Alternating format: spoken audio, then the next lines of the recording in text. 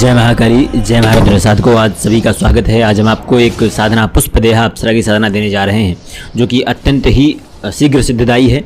और कब से करना है, कैसे करना है, क्या क्या मंत्र रहेगा, क्या क्या आवश्यकता सामग्री आपकी पड़ेगी, सिद्धि प्रयोग क्या है, कैसे करना है, कहाँ से उत्पन्न हुई हैं और ये क्या क्या आपको प्रदान कर सकती हैं, सारी जानकारी आपको इस वीडियो में मिलने वाली है। तो सबसे पहले देखिए, वीडियो को लाइक और शेयर कर दीजिएगा, कमेंट कर दीजिएगा, जो भी आपको उत्तम लगे, जो आपके प्रश्न हो वो भी पूछ लीजिएगा। अगर आप कोई अन्य साधना जानना चाहते हैं वह भी आप कमेंट सेक्शन में पूछ सकते हैं। कुंडली विश्लेषण आदि के बारे में जानना चाहते हैं तो वो व्हाट्सएप द्वारा संपर्क कर सकते हैं। कोई ऐसा क्वेश्चन है, जो कोई ऐसा सवाल है जो आपके मन में परेशान आपको कर रहा है, उससे जुड़ा हुआ आप हमसे सवाल पूछ सकते हैं। साधकों, साबर मंत्र भगवान शिव के द्वारा उत्पन्न है, ये अधिकतर लोगों को पता होगा। तंत्र में साबर मंत्रों की सर्वाधिक महत्ता है। गुरु गोरखनाथ ने जो कहा है, अन्य साधनाओं या पद्धतियों की अपेक्षा साबर प्रयोग निश्चित, तुरंत और अचूक फलदायी होता है। साधकों, गुरु गोरखनाथ प्रणीत एक श्रेष्ठ ग्रंथ में वर्णित यह साधना, जिसकी प्रति स्वामी आहतनाथ जी हैं, इनके पास उपलब्ध थी।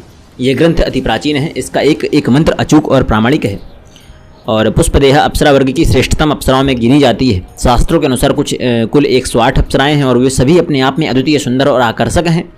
परंतु इस सभी अप्सराओं में पुष्पदेहा का सर्वाधिक सम्मान और यश है। स्वयं विश्वामित्र ने मेनका की साधना करने के उपरांत कहा था कि पुष्पदेहा के समान अन्य कोई अप्सरा स्वर्गलोक में हो ही नहीं सकती। इसके आगे के अन्य योगियों ने भी स्वीकार किया कि पुष्प से भी ज़्यादा सुंदर, पुष्प से भी ज़्यादा कोमल और पुष्पदेहा से भी ज़्यादा यवनावती और सौंदर्यवती अप्सरा है ही नहीं।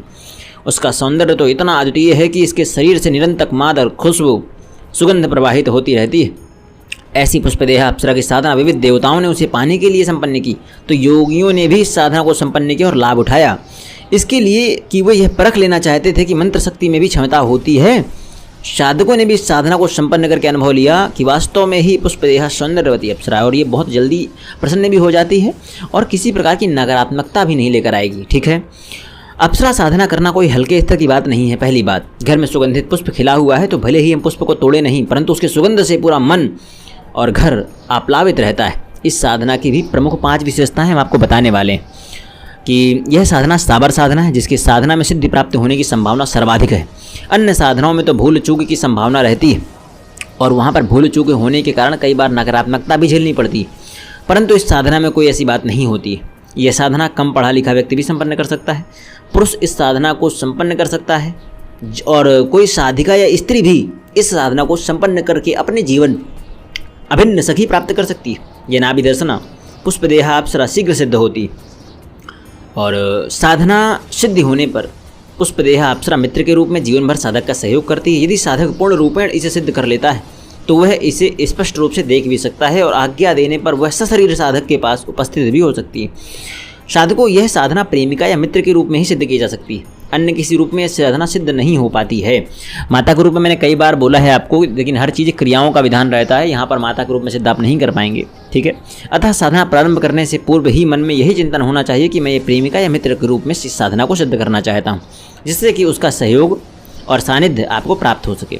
साधकों, इसी हस्तलिखित ग्रंथ जो मैंने अभी जानकारी दी आपको, एक श्रेष्ठ ग्रंथ में आहतनाथ जी को जो समर्पित है, पुष्पदेहा अप्सरा सिद्ध होने के बाद साधक रोग रहित होकर पूर्ण आयु प्राप्त करता है और किसी भी निर्विकार रूप में किसी भी प्रकार से रोग उसके आसपास नहीं आता है, किसी प्रकार की समस्या उसके जीवन में नहीं आती।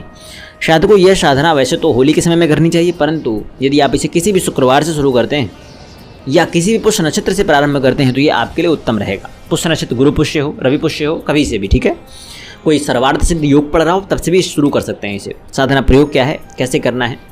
साधकों को चाहिए कि वे इस साधना को किसी भी शुक्रवार को किसी भी पुष्य नक्षत्र पर संपन्न करें। यह 1 दिवसीय भी है, यह 31 दिवसीय भी है, यह 21 दिवसीय भी है और रात्रि को ही यह साधना प्रारंभ की जा सकती है।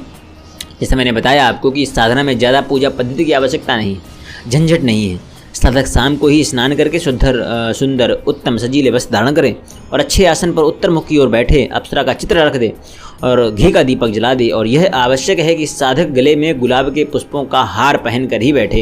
यदि यह संभव ना हो तो अन्य किसी प्रकार के पुष्पों का हार पहनकर बैठ सकता है, लेकिन गले पे आपके पुष्पों का हार होना चाहिए, क्योंकि आप पुष्पदेहा को सिद्ध कर रहे हैं।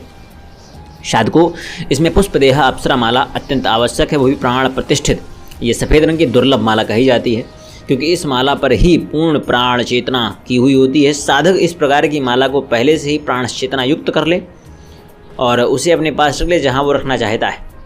साधक को एक और चीज़ आपको ध्यान रखना है कि उस हस्तलिखित पुस्तक के बताए अनुसार एक जानकारी और आपको देता हूँ मैं।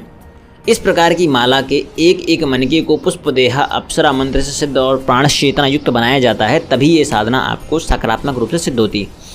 अब अपने सामने किसी पात्र में पुष्पदेहा अप्सरा यंत्र को स्थापित करें, साथ ही साथ यंत्र के ऊपर पुष्पदेहा अप्सरा माला को भी रख दें।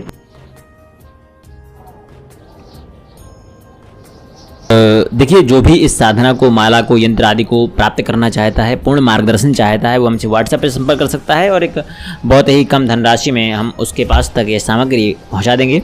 जय महाकाली। देखिए, अब हम आपको बताते हैं, आपका जब तक जब चलेगा तब तक आपका दीपक जलना चाहिए। ठीक है, कितना करना है बताता हूँ मैं। आप इस प्रकार से माला एवं यंत्र सामने पात्र में रखकर उस पर गुलाब या हीने का या बेला चमेली का इत्र लगाएं।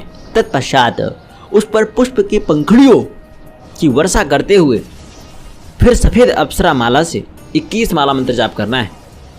डेली 21 करेंगे, बहुत उत्तम रहेगा। लेकिन ये 21 माला मंत्र जाप अगर आप एक रात्रि भी करते हैं, ठीक है, तो ये भी बहुत उत्तम है, क्योंकि मंत्र साबर है। ठीक है, जब तक मंत्र जाप चालू हो तब तक दीपक जलते रहना चाहिए, यानी मंत्र के अंत तक, जप के अंत तक आपका दीपक जलते रहना चाहिए। और साधक को एक विशेष बात का ध्यान रखना है कि जब तक वो साधना करे तो उसकी दृष्टि इधर उधर कहीं भी कुछ भी सोचे नहीं, कुछ भी बोले नहीं, कुछ भी देखे नहीं।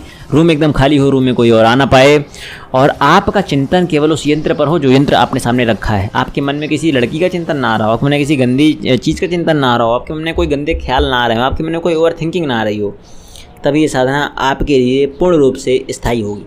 साधको, अब हम आपको पुष्पदेहा अप्सरा का साबर मंत्र देते हैं। ओम आवे आवे शर्माती पुष्पदेहा प्रिया रूप रूप आवे हिल हिल हिल मेरो काहु करे मन चिंतावे कारज करे वेग सुआवे हर क्षण साथ रहे हिल हिल पुष्पदेहा अप्सरा फट। ओम, यह मंत्र है। मैंने बोला साबर मंत्र है तो बड़ा होता है। ठीक है, अब क्या करना है, मंत्र जाप पूरा होते होते निश्चय ही जब पुष्पदेहा अप्सरा साधक के पास या दस्य का अदृश्य रूप में उपस्थित होती है, अनुभव कराती है, तो इस प्रकार साधना से साधक पूर्णतः रोग रहित होकर यौवनवान बनकर पूर्ण आयु आनंद के साथ व्यतीत करने में समर्थ हो जाता है, सफल हो जाता है।